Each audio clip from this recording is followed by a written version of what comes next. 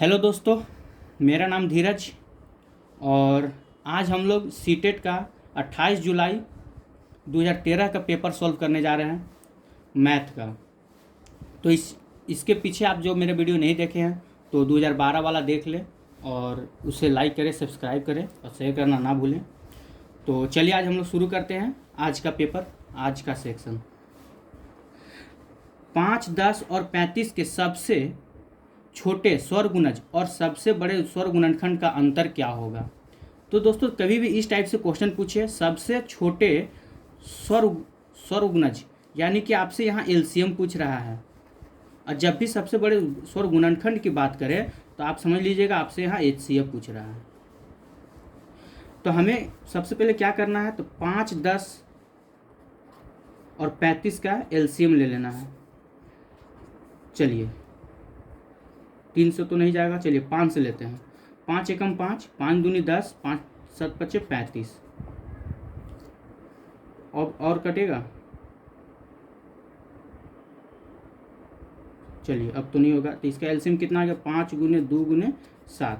तो 5 दूनी 10, 10 सत्ते 70। ये हो गया हमारा एलसीएम। अब हमें इसका स्वरगुणनखंड यानी कि एचसीएफ निकालने के लिए बोल रहा है। तो 5 का अगर हम एचसीएफ निकाल लेते हैं, 5 दूनी 10, फिर 5 से निकाल लेते हैं 35 का, 7 पचे 35। अब इन दोनों का अंतर पूछ रहा था, यानी कि एलसीएम मेरा आ गया कितना 70 और एचसीएफ अब मेरा आ गया 5। इन दोनों का अंतर यानी कि 70 माइनस 5 तो 65। ऑप्शन नंबर डी ये हमारा हो गया आंसर। चलिए अगला क्वेश्चन है दोस्तों, संख्या 105 के गुणनखंडों की संख्या क्या होगी। इस टाइप से हमेशा क्वेश्चन पूछता है। एक में आपको संख्या पूछा जाएगा, गुणनखंड की संख्या, और कभी कभी आपसे योगफल भी पूछा जाएगा। तो जब संख्या पूछे तो सबसे पहले हम 105 का गुणनखंड निकाल लेते हैं।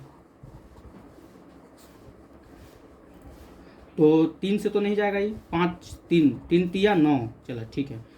तो 3 तिया 9 और 5 तिया 15, ठीक है। 5 से लगा देते हैं, 7 पचे 35। तो 105 का गुणनखंड मेरा कितना आ गया, 3 गुने 5 गुने 7। तो 3 कितनी बार आया दोस्तों, अगर इसको हम गुणनखंड की संख्या पूछ रहा है तो यानी कि 3 एक बार आया है, 5 एक बार, 7 एक बार। अब क्या करना है कि जब भी आपसे संख्या पूछे तो आपको इसके पावर में यानी कि घात में 1 प्लस करना है। घात में क्या करना है, 1 प्लस करना है, 1 प्लस 1 प्लस 1 प्लस। अब यानी कि अब इसको जोड़ देते हैं, यानी कि 2 गुने 2 गुने 2 हो जा रहा है। इसको जब गुना करेंगे तो हमारा कितना आंसर आ जाएगा, 8 आंसर आ जाएगा। तो 2 का आंसर हो जाएगा आपका ऑप्शन नंबर ए। चलिए अगला क्वेश्चन देखते हैं। यदि समय अब 2:17 PM है तो अब से ठीक 11 घंटे और 59 मिनट के पश्चात क्या समय होगा। यानी कि मान लीजिए कि अभी 2:17 हो रहे हैं, तो अभी से ठीक 11:59 मिनट के बाद का समय क्या होगा। तो इस टाइप से जब भी क्वेश्चन रहे दोस्तों, अच्छा 1 मिनट, इसको अगर हम चाहें तो इसको और भी कोई तरीका से बना सकते हैं, वो भी एक मेथड आप देख लीजिए। 105 को हम कैसे कैसे लिख सकते हैं, थोड़ा हमको बताइएगा। तो 105 को अगर लिखना हो तो आप कैसे लिख सकते हैं। तो 2 से देखिए, 2 से जाएगा नहीं, 3 से। 1 मिनट, पहले 1 से शुरू करते हैं। 1 गुने 105 लिख सकते हैं, ठीक है।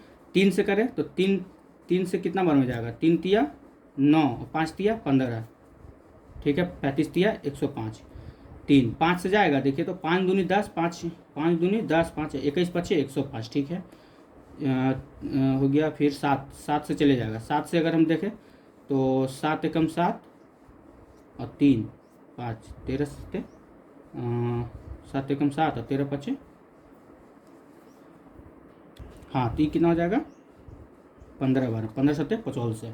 चलिए अब आपसे संख्या पूछा जा रहा था, गुणनखंडों की संख्या, यानी कि इधर कितना हो गया, इधर पहले हम काउंट कर लेते हैं। यानी कि 1 2 3 4, इधर कितना हो गया 1 2 3 4, यानी कि 4 + 4 = 8। इस तरह से भी आप इसको बना सकते हैं, ठीक है। चलिए नेक्स्ट क्वेश्चन चलते हैं। हाँ, तो इसमें क्या कह रहा है कि 2:17 और उसके ठीक 11 घंटे 59 मिनट के बाद का समय क्या होगा। तो हम 11 घंटे 59 मिनट, यानी कि 1 घंटा होता है, ये मिनट होता है, इसमें हमको क्या करना है, 2:17 जोड़ देना है। चलिए, तो 9 1 10 6, 16 के 6 हाथ में 1, 5 1 6 1 7, 76.11 12 13, इस कितना हो गया, यानी कि 13 घंटा 76 मिनट। अच्छा, आप बताइए दोस्तों, अगर ये 76 मिनट जो है, ये मेरा क्या है, ये घंटा है, ये मेरा मिनट है, 76 मिनट को क्या हम लोग ऐसे लिख सकते हैं, 1 घंटा 16 मिनट लिख सकते हैं। 1 घंटा 16 मिनट 76 मिनट को जब हम इसको 1 घंटा 16 मिनट लिख सकते हैं, तो घंटा यहाँ 13 था, तो 13 अब ये कितना हो गया, ये 14 घंटा 16 मिनट हो गया। इसको ऐसे भी लिख सकते हैं, 14 घंटा 16 मिनट। अब 12 बजने के बाद 13 14, यानी कि 12 1 2, 12 13 14 यानी कि 1 2, तो इसको हम क्या लिख सकते हैं, 2:16 नहीं लिख सकते हैं, 2:16। ये हमारा क्या हो गया, आंसर हो गया, यानी कि 2:16। चलिए नेक्स्ट क्वेश्चन चलते हैं, क्वेश्चन नंबर 4। 3.5 समकोण में डिग्रियों की संख्या है। चलिए, 3.5 समकोण में डिग्री की संख्या आपसे पूछा जा रहा है। तो हम जानते हैं एक समकोण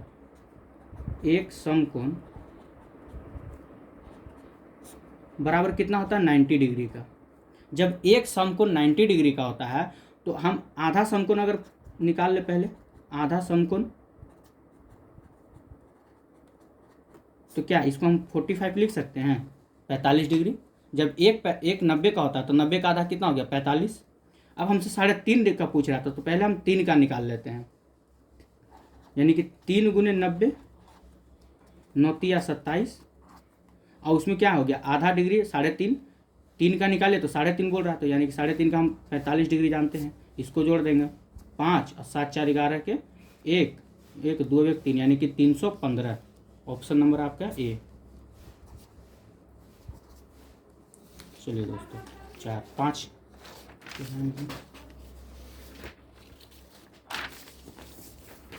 क्वेश्चन नंबर 5 देखते हैं दोस्तों। बोला जा रहा है 11 इकाई प्लस 11 दहाई प्लस 11 सैकड़ा बराबर है। तो इसको सबसे पहले हम क्या करते हैं, 11 इकाई यानी कि 11 इकाई बोल रहा है, यानी कि 1, दहाई यानी कि 10, सैकड़ा यानी कि 100। 11 इकाई 11 दहाई, यानी कि 11 दहाई को 11 10 लिख सकते हैं। 11 सैकड़ा यानी कि 100 की बात कर रहा है, 11 × 100 लिख सकते हैं। इसको जब हम सोल्व करेंगे कितना हो जाएगा, 11 ये कितना हो जाएगा, 110, ये कितना हो जाएगा, इतना। अब इसको क्या करना है, सिंपली है, इसको बस जोड़ देना है, यानी कि 11 प्लस 110 प्लस, जब इसको आप जोड़िएगा तो आपका आंसर आ जाएगा 12 21। ऑप्शन नंबर सी आ जाएगा, जोड़कर आप देख लीजिएगा। चलिए, अगला पूछा जा रहा है कि 509 और 3028 का योग क्या होगा। सिंपल सी बात है, 3028 प्लस 509, इसको जोड़ लेते हैं। इसको जोड़िएगा तो 8 16 17 के 7 हाथ में रहा, 1 2 1 3 और 5 1 5 3 35 37, यानी कि ऑप्शन नंबर बी। चलिए अगला चलते हैं, क्वेश्चन नंबर 7। किसी वर्ग का परिमाप 24 सेंटीमीटर है और किसी आयत की लंबाई 8 सेंटीमीटर है।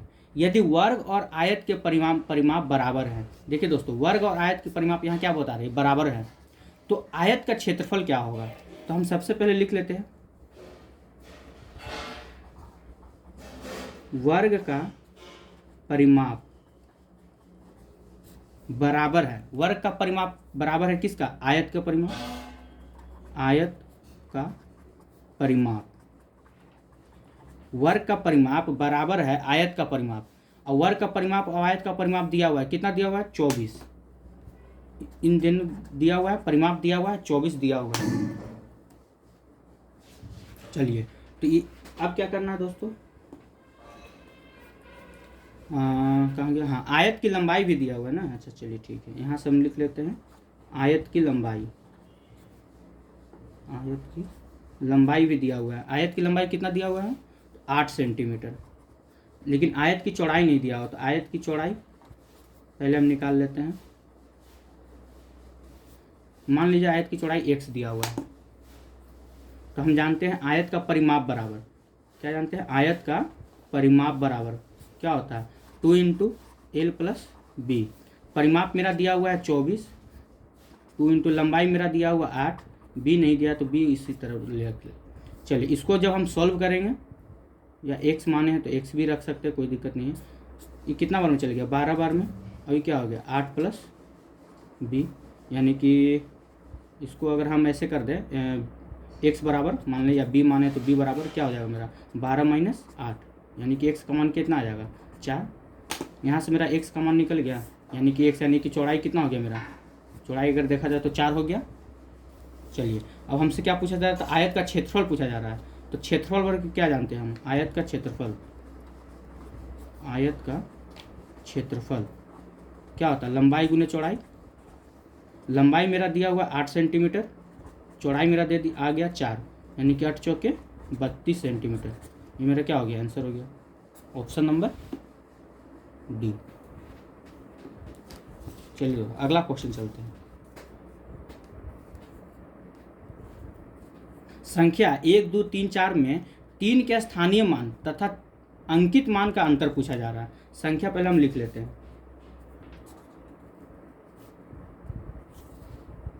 1, 2, 3, 4, 5 में 3 का स्थानीय मान, 3 का स्थानीय मान कितना हो जाएगा, 300, और 3 का अंकित मान यानी कि 3 का फेस वैल्यू भी हमसे पूछा जा रहा है, तो फेस वैल्यू इसका क्या हो जाएगा, इसका 3 ही हो जाएगा।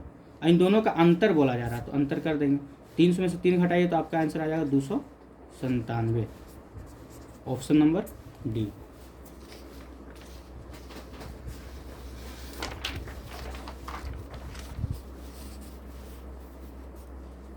अगला क्वेश्चन है दोस्तों कि निम्न में से कौन सा सही नहीं है।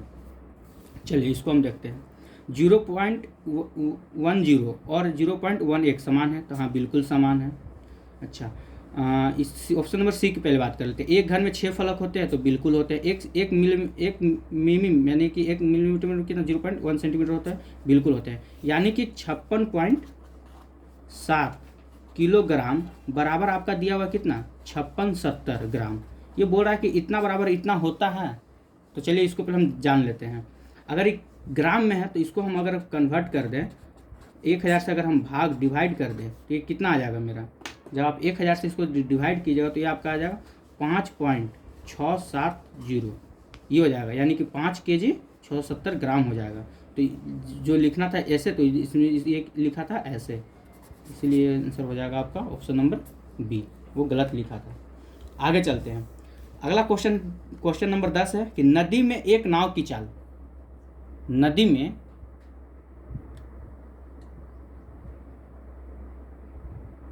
चलिए अब ठीक है, नदी में एक नाव की चाल 20 किलोमीटर प्रति घंटा और एक दूसरी नाव की चाल 23 किलोमीटर प्रति घंटा है। ये दोनों नाव एक ही दिशा में एक स्थान में एक समय पर चलती है। ये चलती है 3.5 घंटे पश्चात उनके बीच की दूरी पूछा जा रहा है। सबसे पहले दोस्तों एक बात याद रखिएगा, जब दो नाव एक ही दिशा में चले, जैसे यहाँ बोल रहा है जब दो नाव एक ही दिशा में चले तो क्या करते हैं, दोनों नाव के चाल हम जोड़ देते हैं। यानी कि पहली नाव की चाल, यानी कि जब नाव एक ही दिशा में चले, चलिए देख लीजिए, नाव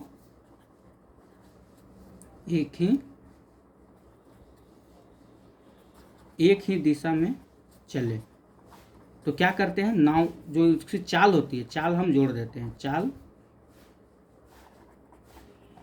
हम जोड़ देते हैं। ठीक है, यानी कि 23 किलोमीटर प्रति घंटा, नहीं, जब एक ही दिशा में चले तो चाल हम घटाते हैं। सॉरी दोस्तों, चाल हम क्या करते हैं, घटाते हैं।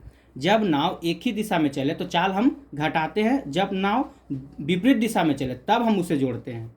ठीक है, तो ये कितना हो जाएगा, एक दूसरी नाव की चाल थी 23 और पहले की थी 20, इसको जब हम माइनस करेंगे तो ये हमारा आ जाएगा 3 किलोमीटर प्रति घंटा।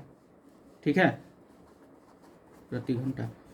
अब हमसे क्या पूछा, 3.5 घंटे के पश्चात कि बीच की दूरी क्या होगी, 3.5 यानी कि 3, इसको हम लिख सकते हैं ऐसे, इसको जब हम सोल्व करेंगे 3 × 6 = 7/2, ठीक है, गुने 3 कर देंगे, यानी कि 7 तिया 21/2। इसको जब आप सोल्व कीजिएगा तो ये आपका आ जाएगा 10.5।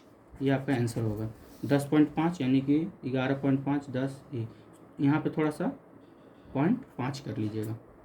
इसमें एक ही बात याद रखिएगा दोस्तों, जब नाव एक ही दिशा में चले तो इसकी चाल को हम घटाते हैं, जब नाव विपरीत दिशा में चले तो हम उसके चाल को जोड़ते हैं। चलिए अगला क्वेश्चन देखते हैं, क्वेश्चन नंबर 11। संख्या इतना इतना में 9 से भाग देने पर क्या होगा? ये सिंपल है दोस्तों, आप लोग भाग दे लीजिएगा। जब इसको भाग दीजिएगा तो आपका शेषफल आ जाएगा 5। ऑप्शन नंबर सी हो जाएगा।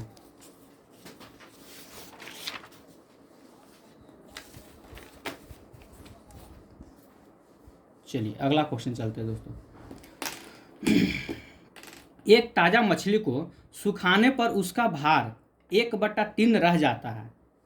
सुनीता 1500 किलो ताजा मछली 25 रुपये प्रति किलो के भाव से खरीदकर उनको सुखाकर 80 रुपये प्रति किलो के भाव पर बेच देती है, तो इस प्रकार वह कितना कमाती है, ये पूछा जा रहा है।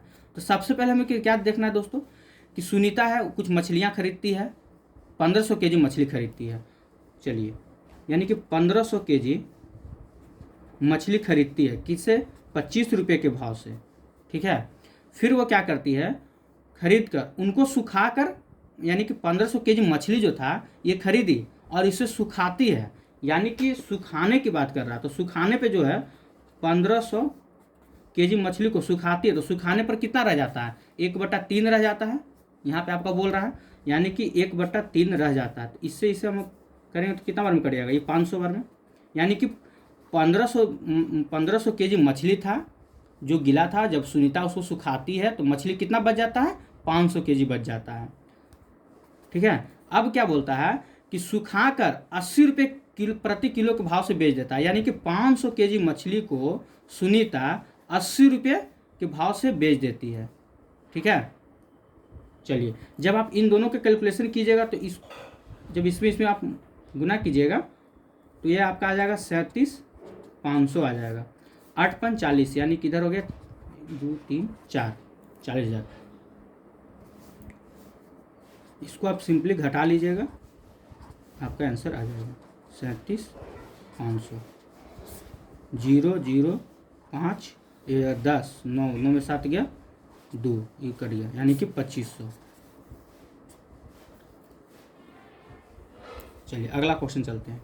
निम्नलिखित प्रतिरूप को देखना है, ठीक है। इसमें क्या कह रहा है कि 9 में मतलब 9 - 1 यानी कि 8 जैसे 9 में से 1 गया, कितना हो गया? 8 को अगर 8 से आप डिवाइड कीजिएगा तो क्या आ जाएगा? 1 आ जाएगा, वही इसमें बोल रहा है, 1 आ गया। फिर 98 में से 2 घटाएगा तो 98 में से 2 गया, कितना हो गया? 98 में से 2 घटाएंगे तो क्या? 96।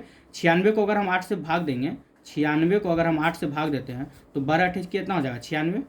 और इसका फॉर्मेट देखिए दोस्तों, 98 में पहले 9 में 1 घटाया, फिर 98 में 2 घटाया, फिर 3 घटाया, फिर 4 घटाया। फॉर्मेट इसका देखिए और इसका देखिए, इसमें क्या आया? घटाने पे 1 आंसर आया, फिर 1 2 आया, फिर आंसर 1 2 3 आया, फिर इधर 1 2 3 4 आया, यानी कि संख्या जो इधर है उसका आंसर भी वही सेम आ रहा है। इसमें देखिए 1 2 3 4, इधर संख्या 4 है तो इधर 1 2 3 4 आया।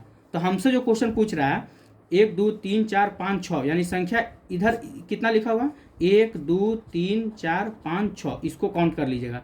1 2 3 4 5 6 में 8 से जब आप भाग कीजिएगा तो आपका आंसर कितना आ जाएगा? जब इसके अनुसार भी यही आ जाएगा, यानी कि हमारा इसका आंसर कितना हो जाएगा? 1 2 3 4 5 6, ये हमारा आंसर हो जाएगा 13 का 1 2 3 4 5 6। ऑप्शन नंबर सी हो जाएगा।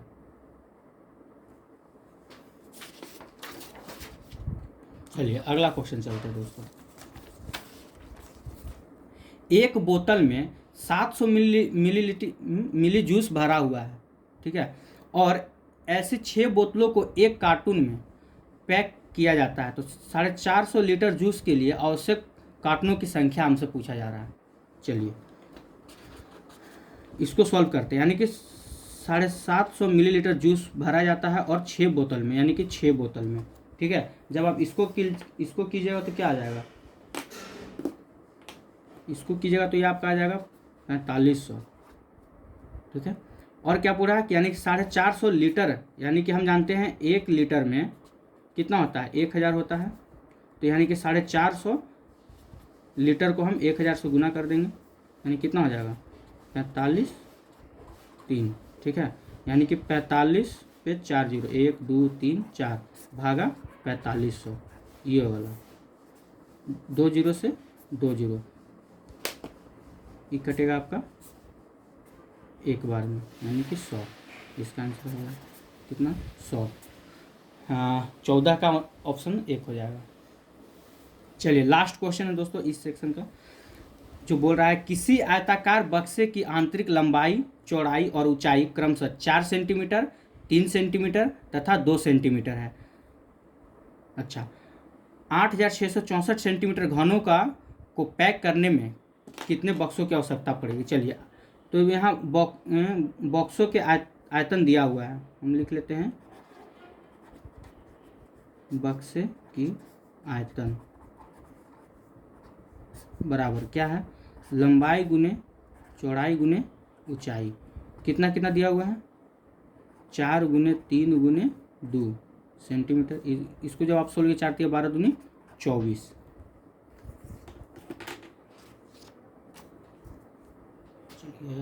चलिए, यानी कि 8664 को अगर हम 24 से भाग दे दें, डिवाइड कर दें, तो आपका कितना बार ये जब आप कीजिएगा तो आपका आंसर आ जाएगा 361।